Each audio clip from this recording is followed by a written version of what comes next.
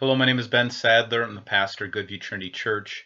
And one thing we're talking about a lot here at our church is expanding the kingdom of God. One of our focuses is that we want to become disciples of Jesus so that we can make disciples of Jesus. We want to reach unchurched people, people who have never heard the gospel with that good news.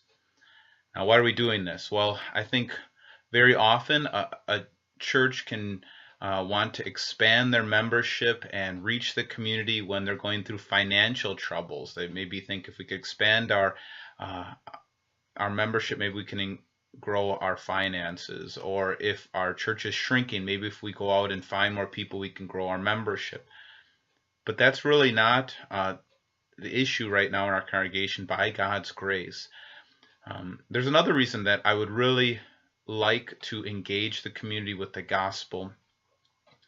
One of the reasons is that when we start speaking our faith, when we talk about the gospel with other people, and when we see people come to faith for the first time or understand the gospel for the first time, we ourselves remember what the gospel is all about.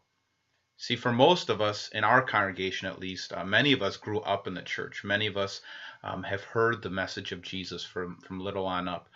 And I think what can happen is we can take that message for granted. That's what happened in what I'm going to be preaching on this week, what happened in Luke chapter 4. The people who grew up around Jesus, the people who knew Jesus in his own hometown, kind of got used to him. And they weren't impressed with him anymore. They kind of shrugged their shoulders at him. And I pray that that would not happen to us, that we would not get too accustomed to Jesus, that we would not just get used to being around Jesus, that we would see the message of Jesus for the wonder that it is. So I love being around missionaries. Missionaries just are different people.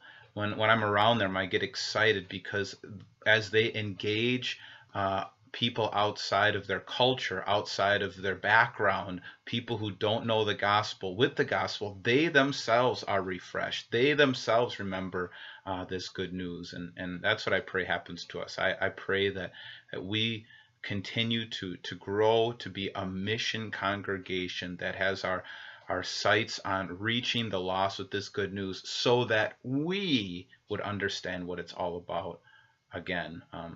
That we're not saved because we're good people. We're not saved because we're better than anybody. Usually, the reality is we're selfish and self-centered just like the rest of the world. But we're saved by the good news of God's radical grace, that he came to people like me who was running away, who continues to run away from God, tracked us down, and has rescued us.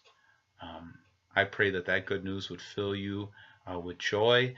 You can click on the sermon link below to watch a sermon if you didn't watch it already, or read Gary's blog, and I hope that gives you some encouragement as we look forward to worshiping him again this week. God bless you. Bye.